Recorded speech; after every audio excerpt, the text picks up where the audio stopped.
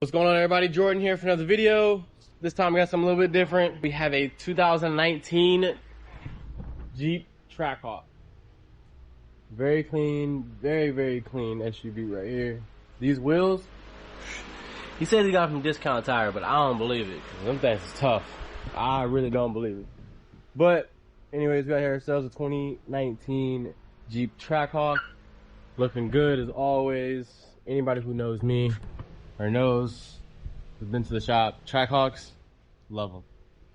There's nothing wrong with them. They're perfect. They're perfect. Other than the TRX, the Trackhawk is probably one of the coolest things Dodge ever came out with. But some of them for a cam kit. I want to say he's getting the Titan, so it should sound pretty good. Oh my God, you put a condom on the welding glove. What? I'm only doing this because these aren't my welding gloves. These are actually Jordan's. Are you trying to keep that hand from burning? No. Oh, yeah. You don't want that. You can't get. I mean, you already it's down rubber. to the white meat, fam. No. These I'm welding about to gloves put are the aluminum gasket on it. Oh, you put And so some I don't aluminum want to gas. get your shit dirty. But I I mean, also they're don't want to welding burn gloves. my hand. You don't want to do it. So you don't. Yeah, no, I know. I mean, they're supposed to get hot. No, So, I mean, I was just. I appreciate it. I appreciate it. Anyways, Unc say he ready all day, every day. Oh shit. this fool here. Golden gloves. What's up with I you? forgot he bikes for real though, right? Hell Yeah, your golden gloves. Anyways, back to the damn Trackhawk. Quick cold start or warm start ish.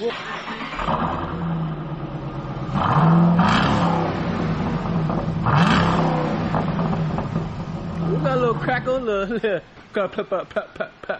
okay. subtle. That's like the beginning of the bag of popcorn. Yeah. Anyways, this damn thing, it only has, what, right at 98,000 miles, something like that. So he's right at 100,000 miles, so might as well go and get a quick rebuild, put a cam in it, refresh the motor, get another 100,000 plus out of the motor. It only makes sense. It doesn't hurt anything, so we'll go ahead and get to it. There you Yeah.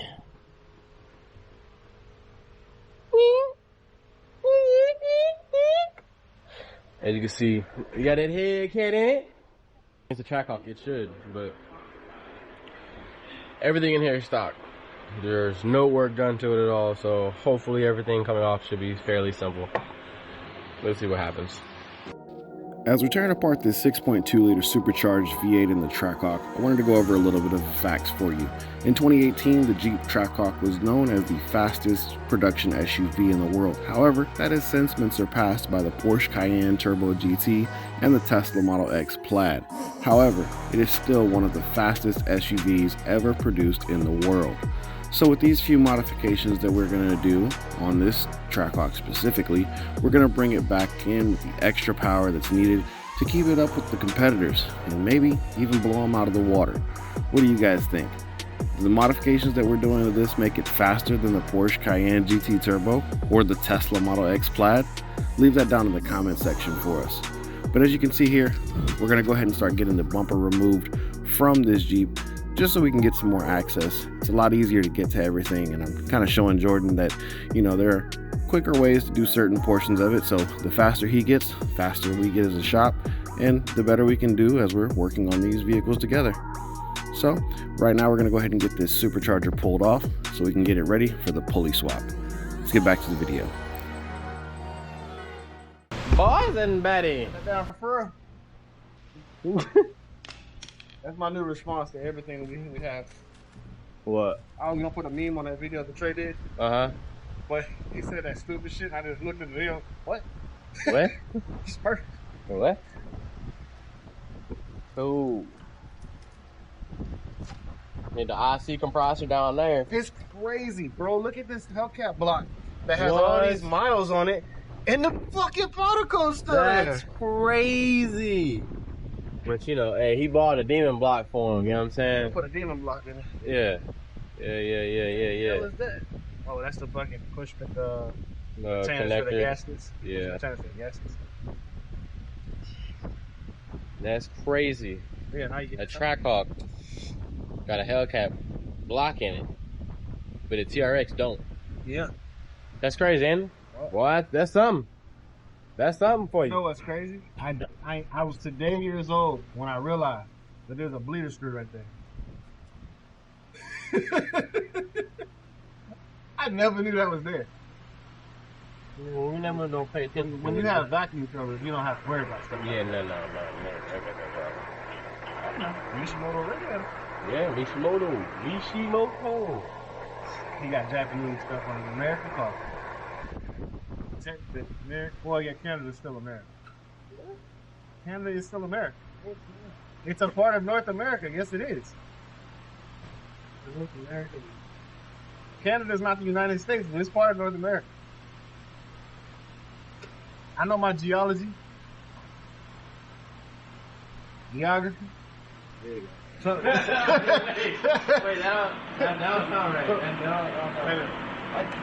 I'm gonna go. Alright, so real quick, got the radiator out, took the front face to get the radiator out, get the fans out, because it's a lot easier to do it like this, in my opinion. I'm about to, as you see, the supercharger's already off. I'm about to go ahead and take off the water pump, all the accessories, and start working on getting the heads off. I'd like to get all that done today so I can get ready for the camp kit to go back in. This is just a lot easier to do like this than it is to try to reach in and slide. I can just do everything right here. It's really not that bad. When it comes to getting the crank pulley off, it's not as bad. This one should have the holes. It does. As long as I can thread through them, they're fine.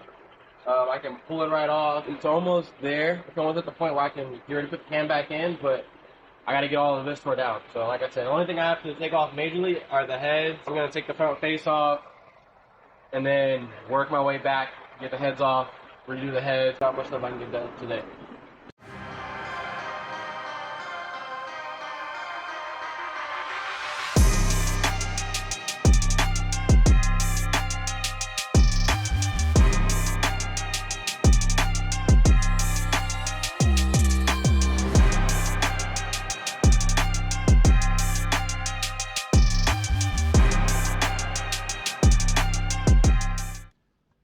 What's going on, everybody? So as you can see, a good amount of work has already been done.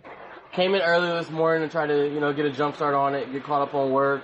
And plus it's quiet, nobody else is here. So it's easy to get a lot more work done when nobody else is here. I have to jump around from helping other customers and doing other quick side jobs that I really don't need to do. So I come in early. But anyways, today we're going to get the heads off. I've already gotten the bolts out of the manifolds, which if you have a Trackhawk and you're trying to take the manifold bolts off, you're going to have a headache. Let you know that now. There's two ways of doing it. If you're breaking down the motor anyways and you already have everything removed like I do right here, it's a lot easier to just step in, right? You can just put your foot all the way through. And then one of the bolts, the hardest one to get to is going to be the top right one. Well, my right driver's side, top one. But it's easier to get to it once you take the valve covers off.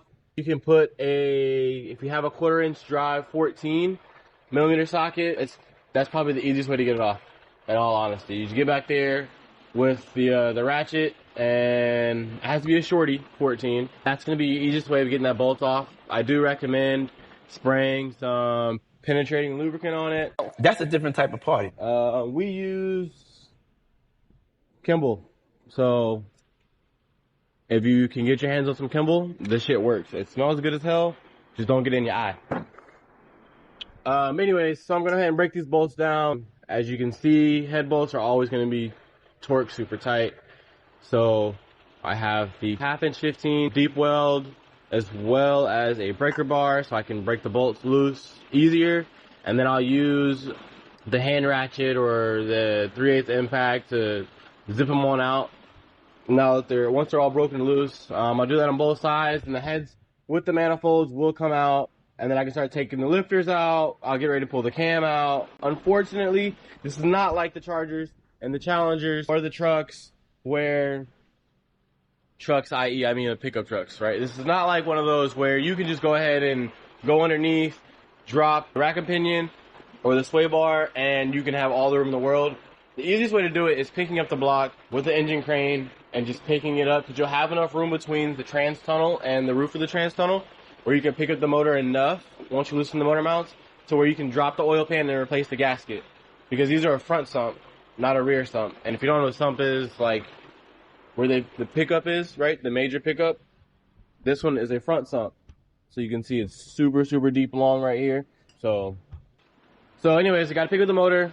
So I can replace this oil pan gasket, clean it off, put new silicone, put the gasket back, and then I can lower everything back down and throw everything back together. But for right now, like I said, I'm going ahead and knock out getting the heads off so I can get ready for those, clean them, get ready for the springs to come in, make sure everything, the clearance is correct. Let's get to it.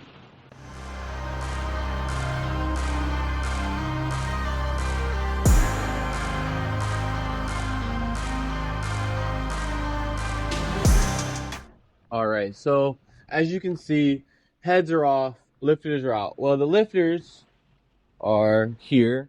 I know there's a bunch of bolts and stuff in here, but anyways, the lifters, they weren't bad. They did have some wear, but I mean, the truck has, what, 98,000 miles? So 100,000 miles full of wear. Of course, you're gonna have some wear, you know, but none of them looks bad. I didn't see any lifters that had any, like really bad grooves or indentions on them. I did check the BBT solenoid already. That solenoid was clean. So that's a good thing. That's a really good thing. I'm suspecting that because, you know, this truck, it looks very well kept. It doesn't look like it's ever been modified. Lifters were fine.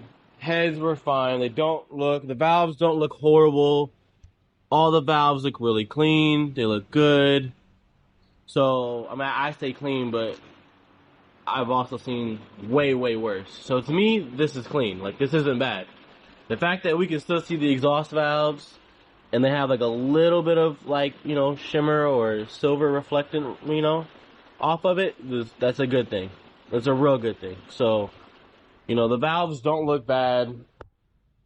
Spark plugs weren't horrible. So I'm assuming when I take the cam out, the cam will be just fine too. Alright.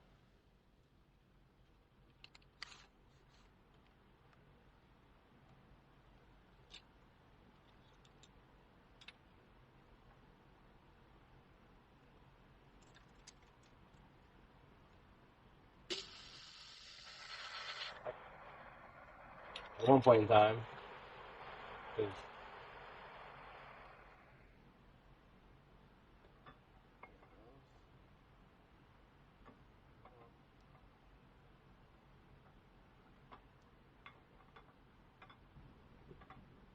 a better of a view.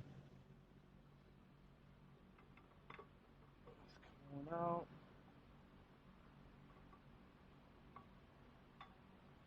Look at that. Yeah. I mean, like I said, the cam's got 98,000 miles on it. So it's gonna have some wear, but it's not horrible. It's not horrible at all. Not horrible.